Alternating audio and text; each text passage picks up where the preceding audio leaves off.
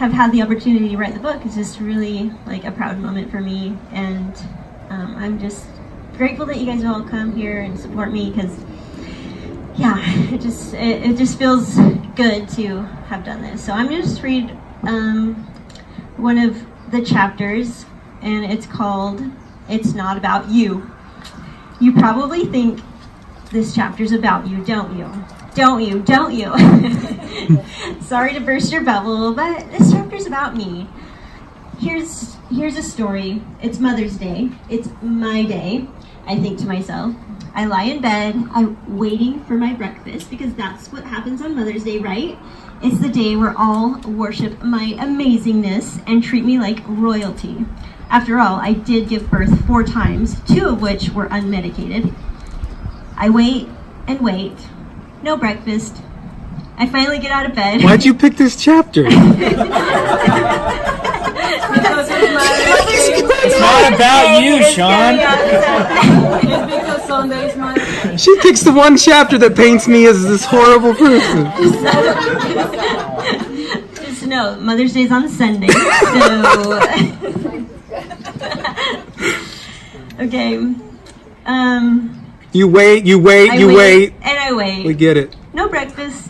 I finally get out of bed and I go downstairs. Surely there's a gourmet meal all prepared with Mother's Day cards, flowers, and gifts galore. I enter the kitchen to see nothing. Sorry, Sean.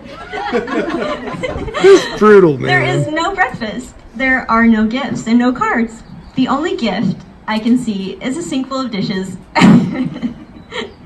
The day goes on and I realize there's nothing remarkable planned. I try to hide my disappointment, but that's kind of impossible for me, right, Sean? Not good at hiding my emotions. No. Before long, things take a turn for the worse. I mope around feeling sorry for myself. Why am I so unappreciated, I think? My frustration becomes contagious, and by the end of the day, nobody's feeling joyful. Instead of simply relishing in this special day, I went into it with such high expectations that it was doomed from the beginning. As mothers, we envision exactly what we want from our family on Mother's Day, and sometimes we are left feeling a little disappointed. At least that's been the case for me. We want to be pampered, showered with gifts, brought breakfast in bed, and basically given a day off from motherhood duties. Most of the time, I do get treated pretty awesome, but every once in a while, I realize I set the bar pretty dang high. This kind of thing has happened to me a few times in my life, not just on Mother's Day. It's happened on birthdays, anniversaries, and other special occasions. Mercy. Like the times I gave birth to a human, I've been guilty of putting myself so high on the pedestal that I practically expect to receive a World Cup trophy or something. Although I'm a mother, I've learned to acknowledge that Mother's Day is not about me. It's about focusing on all the mothers in my own life and not waiting and hoping with high expectations that my husband or kids will treat me like the queen I am. In our selfie-obsessed and somewhat narcissistic generation, we are seeing more and more anxiety and depression. In my opinion, in some cases, anxiety and depression can be triggered by focusing too much on ourselves, by constantly scrutinizing how we compare to others and dwelling on how our flaws are on display for everyone to see and judge us. We fall into the subconscious idea that the world revolves around us, and that is a heavy burden to bear. One thing I'm trying to get through my head is that everything is not about me. As spiritual beings having a human experience, we are constantly fighting against the tendencies of the natural man. In our efforts to discover ourselves by studying personal development and taking time for self-care, we can create an accidental, self-absorbed reality. This is especially true as we go through our adolescent years. Our minds are consumed with questions such as, how do I look? What should I wear? I wonder what they think of me. Am I popular? Or am I pretty, fun, smart, awesome? Everything people do and say becomes all about us. It's not about you. I'm realizing how great of a mantra this can be in every situation we find ourselves in. It's not about you. It sounds so harsh, and at the same time, absolutely liberating. If you think about it, this statement literally removes you from the egotistical state of mind. What people say, it's not about you. It's their opinion based on their beliefs, backgrounds, personalities, and preferences. Have you ever wondered why some people absolutely adore you and others want nothing to do with you? Well, it's because what they are thinking and the words they are choosing to express themselves with have absolutely everything to do with them and the way they perceive you. What people do, it's not about you. For example, let's say your friend decides to plan a girls' trip, and this actually happened. Your friend decides to plan a girls' trip and doesn't invite you. The only reason this might hurt is that you make it mean something about you. Maybe she forgot to include you. Maybe she assumed you couldn't go. Or maybe she just needs some alone time with a particular friend. It doesn't have to mean anything negative about you or your likability as a friend. How people respond. It's not about you. Maybe they're having a bad day or maybe even a good day. If they are all giddy and excited about something you did or said, it has everything to do with the thoughts they are choosing. So don't let it go to your head. You're great and all, but your greatness isn't defined by the opinions and reactions of others. When your spouse says or does something you don't like, it's not about you. I've definitely gotten really good at not taking my husband's actions personally. I can't make my husband angry or even happy.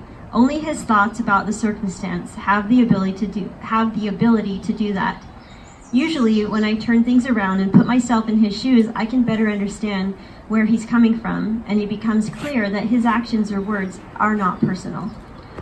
When you create value and put it into the world, it's not about you. It's about serving, uplifting, and inspiring others. It's not about how you look, how eloquently you deliver the message, or what people think of you. It's about the goal of making a positive impact, not about how amazing you are because of what you created. When you serve others, it's not about you. It's about using your gifts to better the lives of other people. This mentality allows us to stop obsessing over whether we're good enough or worthy enough. We simply go to work creating, loving, teaching, and serving. When you give your all and surrender the outcome, then you experience true joy and purpose. When you're parenting your children, it's not about you. It's not about how you are seen as a mother. It's about teaching, loving, and nurturing, not with the hope and expectation of others will say, what a great mother you are, or even that one day your own kids will acknowledge or appreciate all you did for them, because they may never fully appreciate your sacrifices and effort. Again, it's not about you.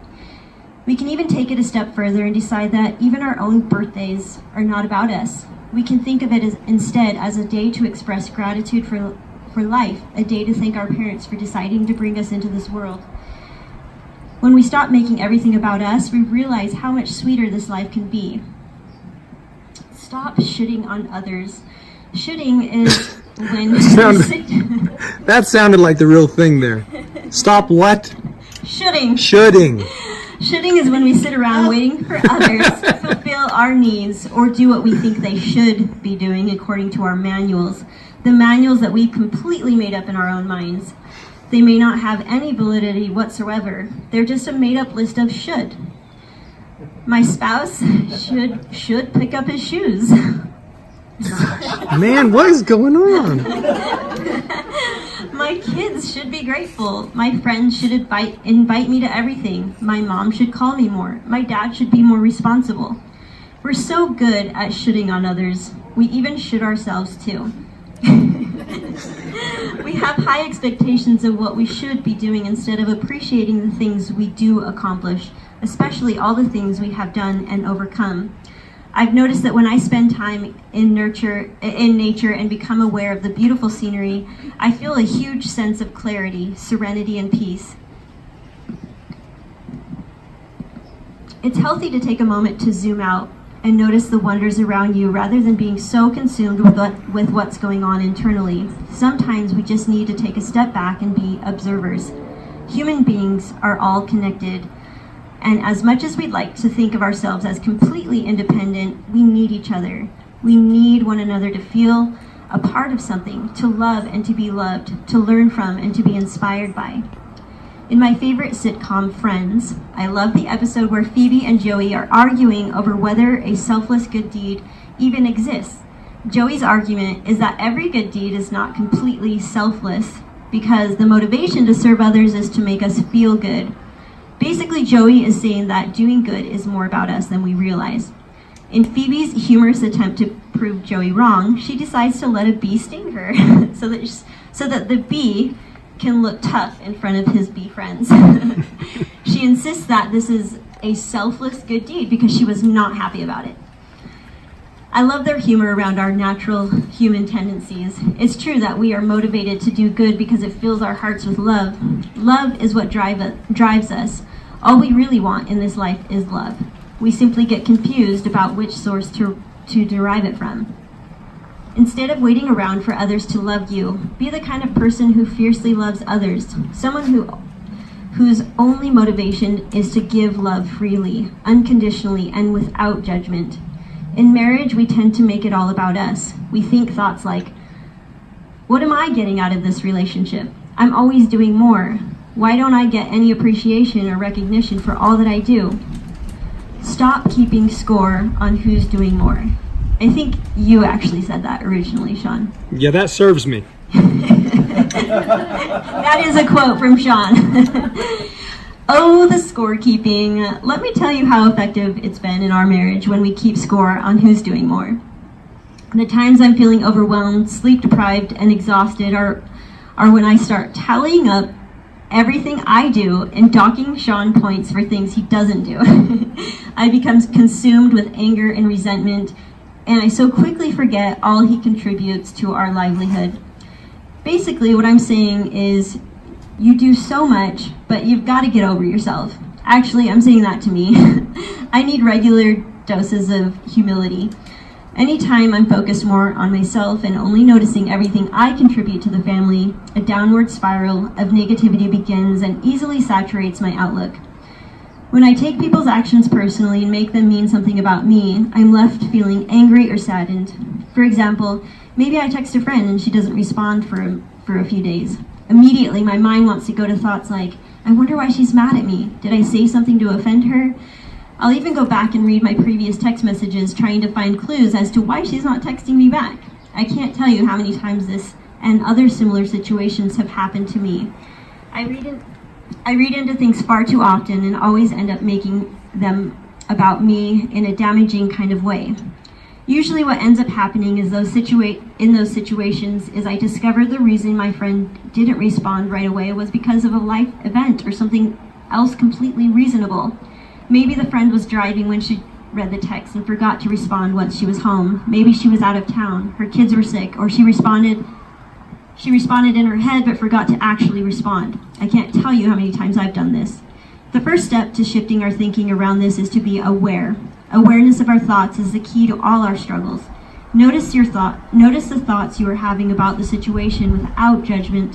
Allow the thoughts to come through and simply ask with curiosity, is this true? As Byron Katie always says, can you absolutely know it's true? Most often the answer will be no. Then she advises us to imagine how we would feel without that thought.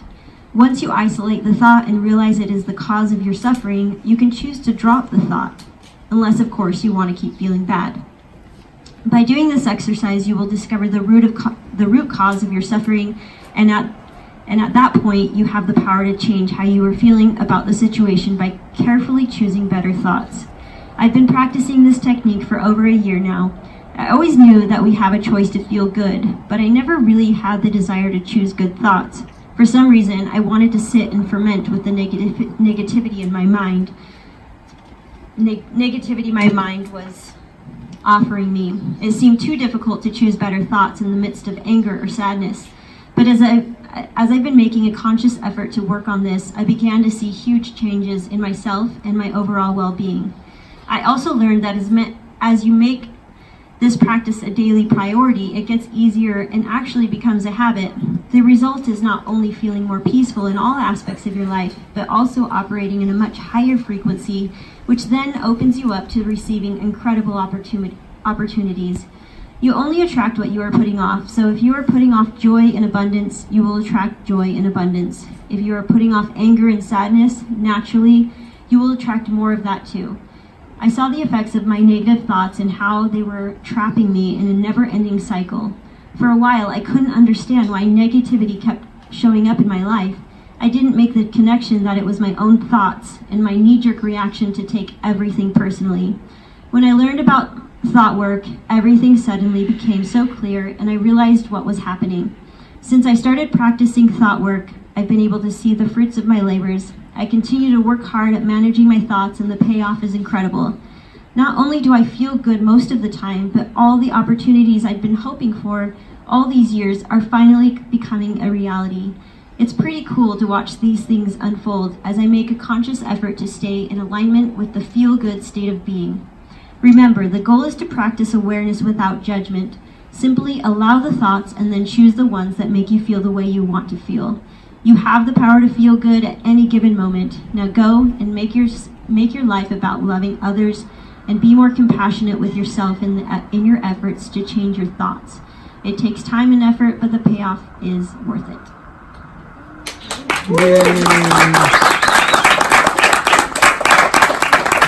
Thanks again, you guys, for coming, and I'm happy to give all of you a copy of my book if you want one. And yeah, I really appreciate your support for being here for me, guys. Awesome.